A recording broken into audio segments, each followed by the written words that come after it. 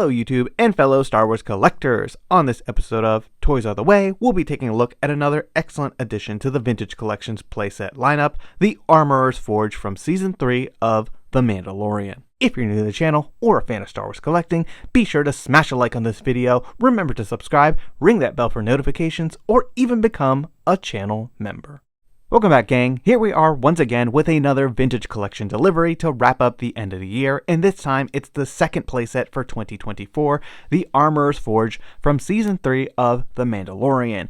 I was personally very excited to see this item pipelined, and I'm very content to finally get it into my collection, just because, we've had the Armorer for quite some time, but we've never had her forge, and you can't have one without the other, and it's been an essential world-building piece during the Mandoverse, seeing lots of stories and flashbacks, and it wouldn't be proper to have this character in the Vintage Collection, the world-building scale, without her forge. So I'm really happy to see Hasbro take the opportunity during Season 3 of The Mandalorian to get us the Forge and a couple of Covert members to help build out that world. But with all that said and done, let's take a closer look at the packaging and figure. Taking a look at our vintage style packaging, we have the Star Wars and Mandalorian logo nicely displayed in the top left corner, followed by the Armorer's Forge in a nice bold white typeface. We have an excellent image of the world building piece nicely displayed here with a warm gradient in the background that just really makes you feel like you're in front of the forge and feeling that heat. We have the classic call out in the top right corner that lets you know there's a carded figure included with this set, as well as an additional image in the opposite corner showing you all the different world building pieces that come with this set. And lastly, we have the Kenner logo in the bottom right corner, which just helps tie everything together for this front packaging. On the top of the box, we have the Star Wars and Mandalorian logo, once again followed by the Armorer's Forge and the Kenner logo placed towards the bottom. Once again, we have another image of this world building piece all set up with the different accessories and figures interacting with it. Moving on to the sides of the box, we have the same logos repeated once again, but this time paired with a series of toy photography images, which really just show you the different capabilities of this world building set and how you can recreate a number of different scenes from Season 3 of The Mandalorian. And lastly, on the back of the box, we have the same graphic layout from the front, except this time with the Vintage Collection, Disney, and Hasbro logos located on the bottom right corner. But now it's time to open up this packaging and see what's inside.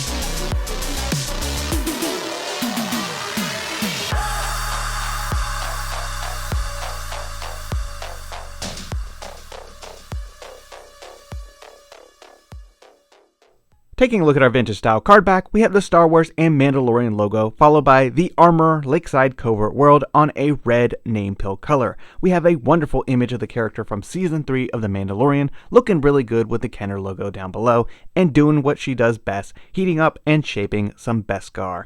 Additionally, we have a nice repack of this figure with additional accessories, which make her very unique and an excellent addition to the line. On the back, she is VC331 in the line, the Armorer Lakeside Covert World, and we have a small description of the character, followed by the Vintage Collection logo and additional images of the card and figure. So it's nice to see another version of the armor make its way into the Vintage Collection with the soft goods and additional accessories and on a different card back, which will make a fine addition to my Mandalorian carded collection. Taking a look at the armor out of the packaging and compared to the previous release here on the right, you can see some noticeable differences when it comes to these two releases. The old one has a very gray jumpsuit, which, doesn't look quite as accurate or nice now when I think about it. And then on top of it, the tools are just, not really a gunmetal look. They look very plastic, silvery, if you will. And then the helmet. I really think, they've done a better job on the helmet. I used to really like this Armorer's helmet, but I think now it's like a little bit too gold looking, and yeah, just not a fan of it anymore. And then on top of it, this figure actually only came with a plastic Shaw. This is the one from the retro collection that I actually put on here myself as a bit of a custom, and that is the main thing that I'm really happy that they finally took the chance to upgrade with the armor and give her a proper soft goods and the jetpack, which is really neat. On top of it, these extra tools are really cool. So like I said, I'm glad that they went with a gunmetal look for her hammer, and then getting this like heated up rondelle piece is actually pretty neat. And then in terms of articulation, this figure is pretty good, but once I actually put the soft goods on the other one, I came to realize a couple things about this figure. So let's get this tool out of the way real quick and show you what I'm talking about.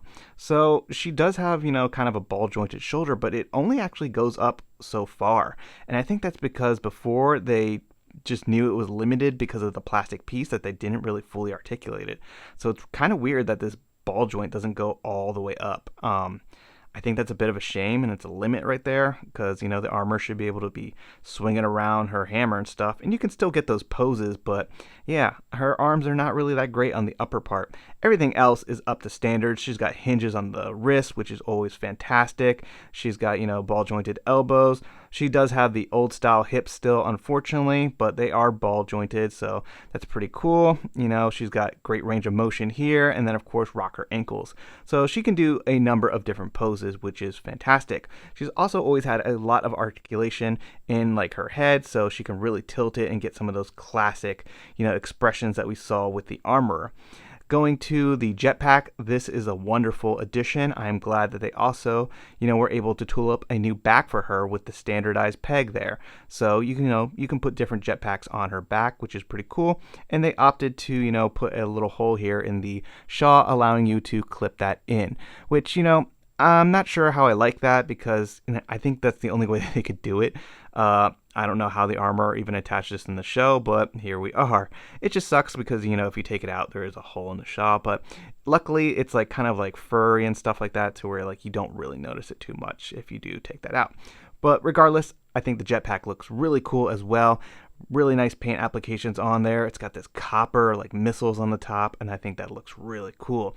Also, I think her jetpack is very interesting because it reminds me of Rook Cast. So I'm not sure, every once in a while I'm like, was the armor part of Maul's like little clan? It's very questionable still, but yeah, very happy to see another release of this figure, and I'm glad that it came with some different accessories and stuff to make it very unique and desirable for my collection. Taking a look at the armor and her forge fully assembled and out of the packaging, this is just absolutely wonderful world building at its finest. I really think the Vintage Collection has been doing a pretty decent job this year in terms of world building.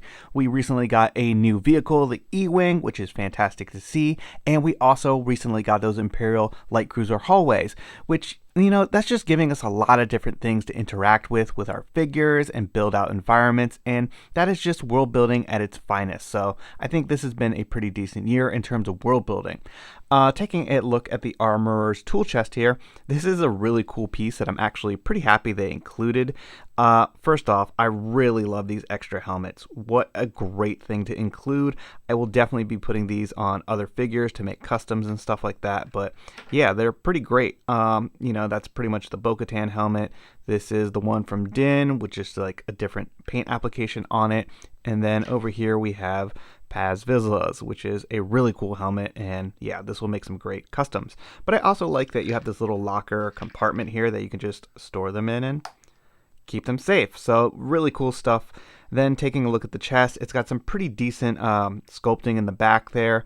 I will say it's a bit of a shame that they just went with stickers here instead, but I think they did that because the paint application process might have been a little challenging to do the layer of like warm color in the back and then hit them with the specific, very small details there for like silver paint application. So maybe that makes sense, but yeah, decals aren't always the best.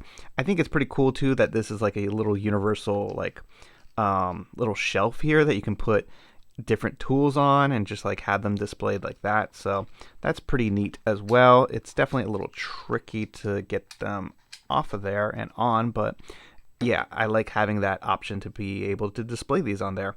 Cool tools as well. This is not something we've seen yet with the Armorer.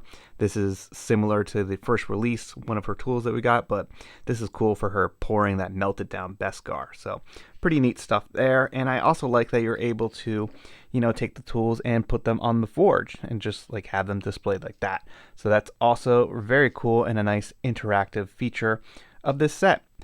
Taking a look at this other little piece we have here, this is her like hammering out Beskar and shaping it. Pretty neat.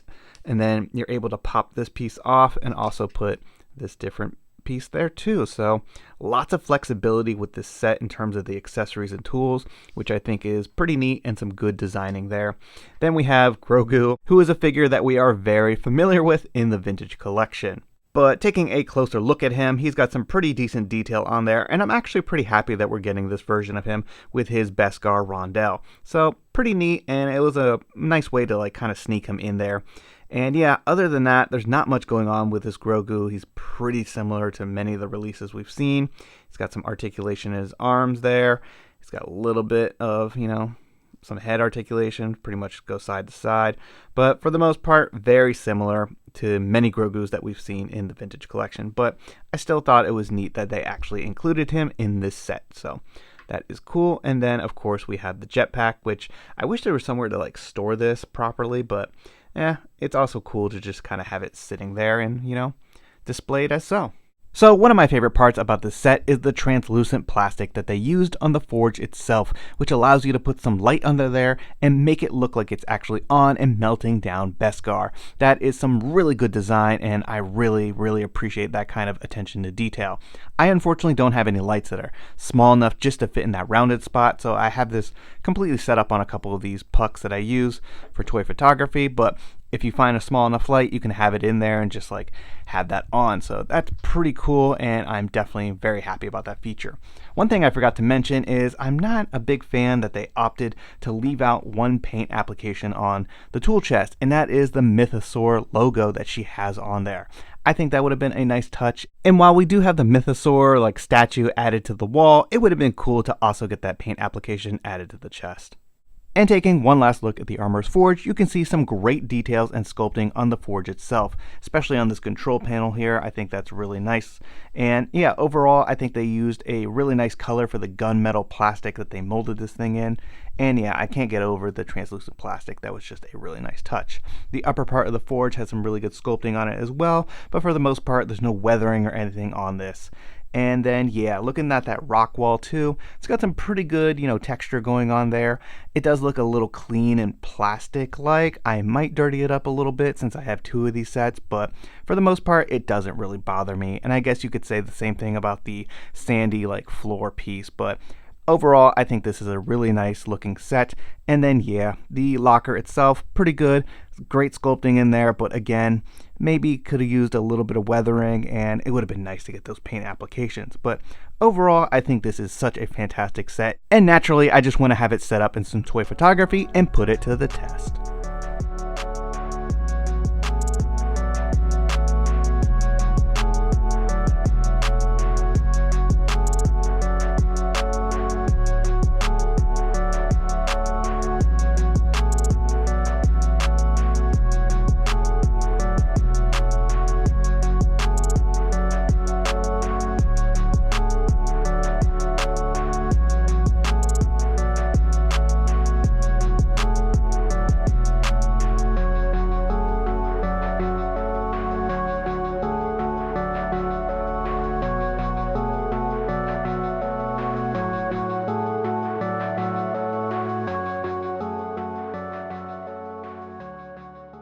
I hope you enjoyed this video and taking a look at this latest addition to the Vintage Collections playset lineup, the Armorer's Forge from Season 3 of The Mandalorian. Feel free to let me know your thoughts in the comments down below. And don't forget to smash a like on this video and subscribe if you're new to the channel. It really helps and is always greatly appreciated. Thanks everyone, and may the Force be with you.